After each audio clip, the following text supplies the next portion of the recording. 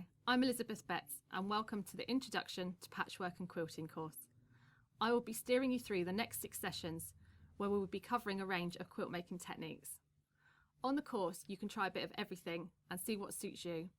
It may be you prefer the chilled out hand sewing, or perhaps you like the instant quick machine methods. The course is delivered through a combination of videos and handouts that you can download. It is important to download the patterns as you work on them, as they have the full written instructions and quantities, and you can jot down notes. So on to a breakdown of what we are doing. Session 1, we will look at buying fabric, English paper piecing, and then making a hexagon needlebook. Session 2 will cover layering a quilt and an overview of hand quilting. We will then make a table mat that is hand quilted and uses a self-binding technique. In session 3, we'll look at pre-cuts, sewing a 1/4 inch seam, and sewing together a charm pack quilt. In session 4, we're going to learn how to use a rotary cutter, try out some applique, and then make an applique box. In session 5, we're going to cover straight line machine quilting, mitered binding, and then we're going to make a log cabin wall hanging. And then finally in session 6, we're going to look at free motion quilting, and we're going to make a batch of bookmarks. And we're also going to have a look at making half square triangles. The craft of patchwork and quilting is still very relevant in today's culture. Quilts have been made for hundreds of years, so the process of making a quilt connects you with the past while making something to use in the future. Investing time in making a quilt is a relaxing antidote to today's throwaway culture. I like to think of the quilts I give away as giving the recipient a hug every time they snuggle up under it. And I believe the process of making is as important as the finished result. Find a way that suits you and remember to enjoy the process as much as the finished result. My journey in quilt making started a decade ago. I made my first item, a patchwork bag, and something just clicked. Playing with pattern and fabric was utterly addictive, which is now how I find myself here. I hope you get hooked too. I'm really looking forward to you joining me.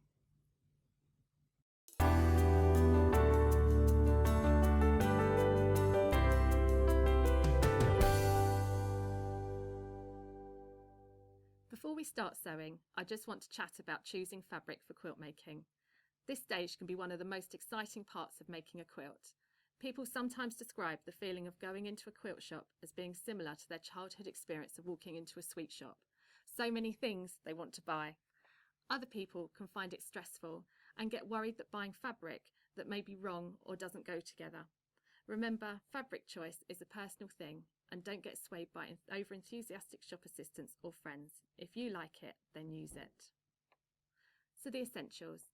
When you're starting out in quilt making, try to use 100% craft weight cotton. Silks and fab velvet are lovely, but it's easier to get to grips with the basics using craft weight cotton before moving on to more challenging fabric. Likewise, avoid using poly cotton at first. With a bit of perseverance and practice, any fabric can be made into a quilt. Recycling old clothes and sheets, particularly when they remind you of a loved one, is great, but try to match the fabrics so they're of a similar weight. If you're unsure of what to buy, don't hurry, take your time. Visit your local quilt shop to touch the fabric. Try to buy the best quality you can afford. If you're on a budget, look out for sales or remnant sections. Another tip to save money is to mix expensive prints with plain fabrics that tend to be cheaper. Craft weight cotton is usually sold from bolts of fabric that look like this. They're 44 inches wide or 110 centimetres. You can see the fold here. You can buy any quantity of fabric from the bolt, from 10 inches about 25 centimetres upwards. Lots of quilters like to use a cut of fabric called a fat quarter. We make fat quarters from cutting 1/2 metre off the bolt, and then it's cut along the fold to give you your fat quarter, which looks like this. When folded up, they look like this, which means they're irresistible to pick up when you're out shopping. Note, fat quarters are sold in both metric and imperial measurements. So metric ones are made from 1/2 metre of fabric, while imperial ones are slightly smaller because they're made from a 1/2 yard cut of fabric. Some quilters pre-wash their fabrics before using them, and others don't. If in doubt, it's best to give your fabric a wash, adding in a colour catcher. Fabric from a good quality manufacturer should be colour fast, but it's worth washing them first just to make sure, particularly because colours such as red do have a history of running. When you think about the cost of the fabric and the time you take to make a quilt, it seems silly to take a shortcut when pre-washing. Other considerations are colour and pattern. Colour is such a personal thing. Everyone has colours they love and hate, but do try to keep an open mind. Despite dressing well and having tasteful homes, it's amazing the number of quilters who say they can't do colour. To get inspiration for colour, look around you. Magazines, particularly interior and garden ones, could be good for showing some unusual colour combinations. One way I put colour combinations together is choose a fabric I love with a strong print, such as this one. And then I match other fabrics from this starting point. So from this fabric, I've picked these fat quarters that I think will go with it.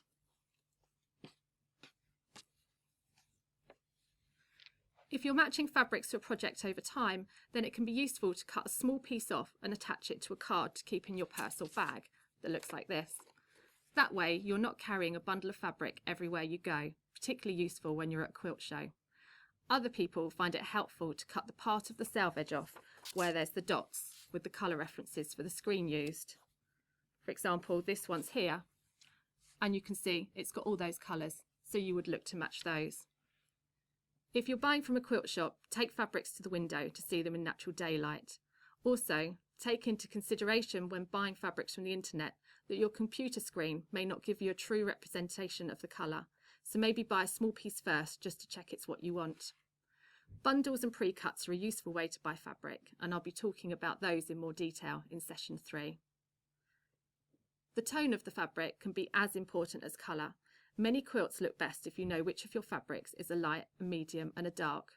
A tip I use is to photograph the fabrics together and then turn the picture into a black and white image, and that gives me an idea of the tones. Once you have started buying fabric, you will quickly discover the type of patterns you prefer. For example, I love a cheeky novelty print, such as these flamingos, and I could never leave a quilt shop or a show without something that looks similar to this. Other people love a specific print, such as leaves. Go with your passion and you'll very soon start collecting your own stash. It's also a good idea to collect a range of stash builders or blenders.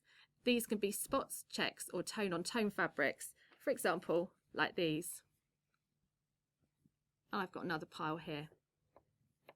They're not usually the fabrics that will attract your eye at first, but will always end up being used. If you're interested in print, many of the quilt fabric designers have blogs that explain their inspiration and work process for their ranges.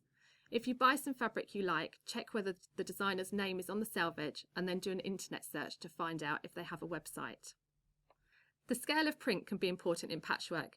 For example, a large-scale print may get lost when cut into smaller pieces, but it can look fabulous when used as a focal point for the quilt or for a quilt backing where its full potential can be seen. There is a theory that the smaller the patchwork, then the smaller the print should be, but this does not always apply. Remember, rules are made to be broken.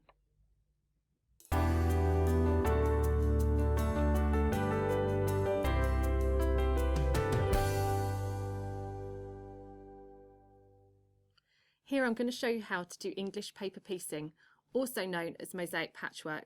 I'm a massive fan of this technique. It's hand sewn, inexpensive to do, and it's quick to learn. It's the process of tacking fabric over paper and then sewing them together and removing the paper at the end. This technique was really popular in the middle of the 19th century, and there are some wonderful examples of finished work out there that still have their papers intact. These provide social historians with an interesting insight into the maker's everyday life. The English paper piecing technique can be used to make diamonds, pentagons, any geometric shape. However, we're going to make hexagons, which is the shape most associated with patchwork. Another rather nice name for these is honeycombs. Hexagon patchwork had another revival in the 1970s, and I've heard lots of stories about patchwork ending up being put in the loft due to it being so time-consuming. This has given the technique a bit of a bad press, but in recent years this reputation is starting to change. It does take time, but I paper piece when watching television, on journeys, or waiting for my children to come out of clubs. I find it relaxing and I wouldn't be doing anything else at these times, so I don't find it time consuming. We're going to be making a needle case from our hexagons in the next video, so we're making small ones. But if you get hooked and want to make a quilt from them, consider making them really big, like this one. Or even this size, which is a quilt I'm currently working on at the moment. To make hexagon patchwork, you need card or template plastic. If you're planning on drawing around the template lots of times, it's worth buying a sheet of template plastic, as this is stronger than card. You need scrap paper. I like printer paper, but remember those historic quilts still with their papers in them? Follow their lead and use bills, appointment letters, takeaway leaflets, anything found in the recycling bin at work. You need a pencil, paper and fabric scissors, and you need needle and thread. And if you're making your own template, you'll also need a compass, which I've got set up here, and a ruler. To start, you need your template. You can either draw around a pre-made plastic or acrylic hexagon, or you can make your own. In the next video, we'll be making hexagons using a template from your handouts, but I will show you here an easy way of making your own one to your own size. First thing to do is to get your compass and to draw a circle onto a piece of card.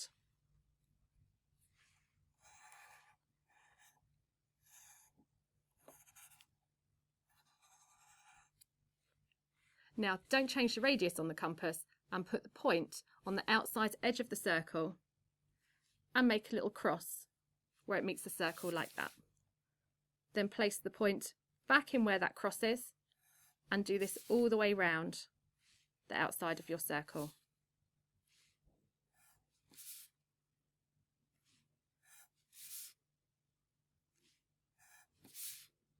Till we get back to the beginning like this.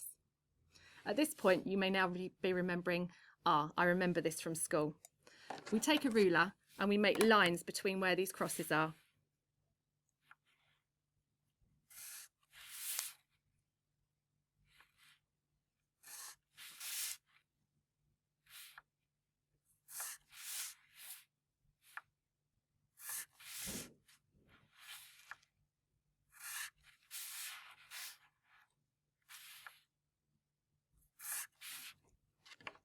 And there we have our hexagon. The next thing I'm going to do is just to check each side to make sure it's the same length. If it isn't, you need to do the process again because it needs to be a symmetrical shape. You remember how we were using the term mosaic patchwork? It's all got to fit together.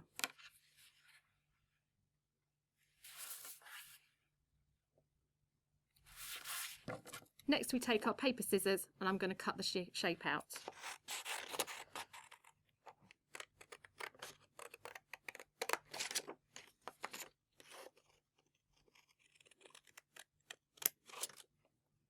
There we go, and now we have our hexagon template. The next step is to draw around the template onto the paper.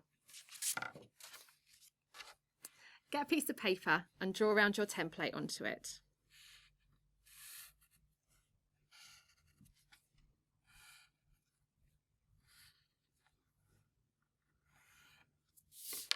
And then using my paper scissors, I'm going to cut out the shape following the line. Here we have our shape. Do try and be quite accurate when you're cutting, and don't be tempted to cut several layers of paper at a time because they need to be the same size to tessellate. Now, time for the sewing. Get your fabric and place the hexagon, the paper hexagon, on the wrong side, and I'm going to put a pin through it to hold it. So it looks like. And then I'm going to take my fabric scissors and I'm going to cut round the shape, but leaving a generous 1/4 inch seam allowance.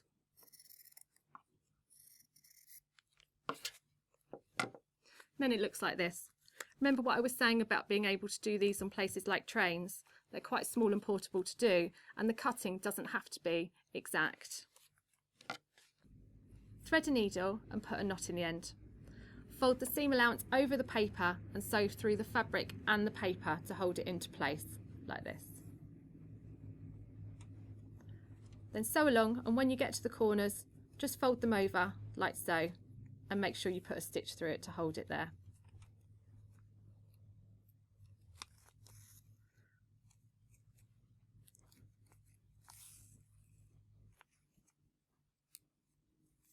And then when you get to the end, just fold in this last corner, put a stitch through it. Just going to do another stitch just till I get to my starting point here, and then I'm just going to take one stitch back just like this, not knot it, and just leave it like that. And then that should be nice and secured. A quick note at this stage about thread. Try and use a neutral colour if possible, because I have heard some horror stories of people using old red or black thread, and when they've taken the tacking out at the end, they've ended up with these lovely little dots on it, which didn't suit their quilt and they weren't planning to have in the first place. I'll just trim the thread. There. The shapes look lovely, and you can make little piles of them when you make your quilt, and they're quite portable, so you can keep them in a small tin or in your bag if you wish. The next stage is to sew the units together. I have 2 hexagons here, and I'm going to use a cream coloured 100% cotton thread. I'll talk about this some more in session 4, where I talk about thread choices for quilts. To join them, we're oversewing, also known as whip stitch, which is a nice easy stitch to do. You place the hexagons right sides together and then place the needle through a small bite of the fabric about 1/4 inch away from the end. You then take a few stitches going along back towards the start of your hexagon shape, and then when you get there you then reverse and you stitch all the way along the top. When you get to the end, take a couple of stitches back along the row like we did before at the beginning. These back stitches at either end make the sewing stronger when you come to sew the shapes to other pieces. I like to finish off with a little back stitch in the seam allowance, but it's not essential, but I feel it makes it extra strong. When you open the hexagons up, you can see the small stitches look like this. You will notice I haven't taken tiny stitches. It can be tempting to do this, but it takes ages, and it's perfectly fine as I have done it. Also, you may find you accidentally stitch through a paper when you first start out. This is fine, and when you take the papers out at the end, you just have to pull it. After you've sewn all your shapes together and you're happy with how it looks, you then just take the tacking stitches out and remove the papers from the back. Audio Jungle. Audio Jungle. Every respectable sewing box should have a handmade needle book. This project is straightforward to make and uses only small pieces of fabric and felt. It also makes a lovely present too. So I have here pieces of fabric to make my hexagons. You're going to need 7. I've got felt for the rosette backing, and this is the inside page of the needle book. And this is going to be the needle book cover, and I've cut this with pinking shears, so it's got this lovely edge. If you don't have pinking shears, it's fine to cut it straight with normal scissors. The beauty of felt is that it doesn't fray. I have 100% cotton thread in cream that I will use for tacking and piecing, and I have 100% cotton thread that tones with my fabric colours. I have some perlé thread, size 8, and then from my sewing box I'm using pins, sharp sewing needle, chenille needle for the perlé cotton, and I've got scissors for fabric and paper. I will also be using an iron later on. To make my template, I have A4 paper, and then I've got a square of card, and I've got a photocopy of my template. I'm going to glue this onto the card and then cut it out, and then this makes my card template that I can then use. Now I'm going to cut out 7 of these hexagon shapes from my printer paper, and then I'm going to tack my hexagons round it in the same way as we did in the previous video. So I end up with 7 of these, and then lay them out in a nice order, and then we sew them to the centre hexagon like this. So it's just sewn to the centre hexagon. Once I've done that, I'm now going to sew all the way up between these hexagons, and it's only paper inside, so don't worry about folding it. Once you've sewn your rosette, it looks like this, and then I've taken it to the ironing board and I've pressed it with a medium iron. You don't want it so hot that it will scorch the paper. You then carefully unpick your tacking stitches, and I'm doing it with these small pair of scissors here, and I'm just cutting through, carefully making sure I don't go through my fabric, and then on the back I'm just pulling out the stitches,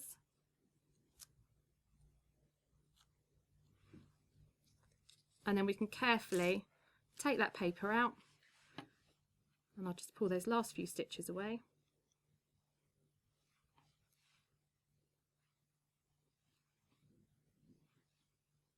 There we go. And that's all done.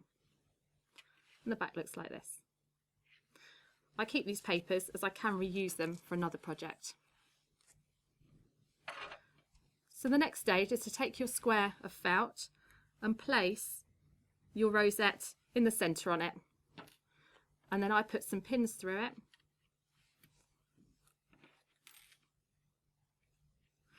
And that's just going to hold it in place while I sew it on. I'm putting quite a few pins, and then as I sew round, I'll take them out. Now I've put a knot in the end of my thread, and then I'm going to slip stitch round.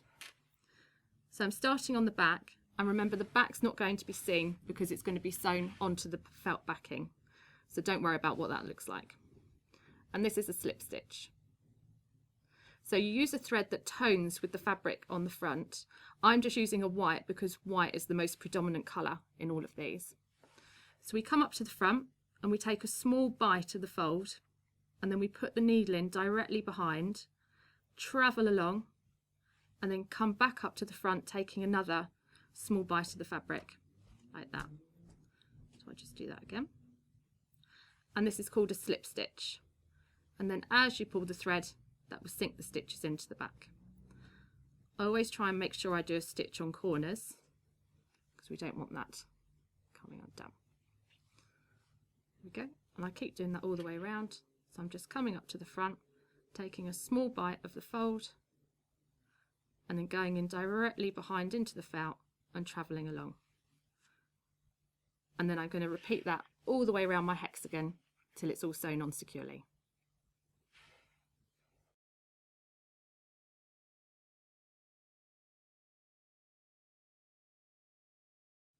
So I have my felt for the needle book cover, and I folded it in half, and I'm just going to finger press it. And then I'm just going to place my square on it. Then when I'm happy with where it's been placed, I'm going to put some pins through it to hold it.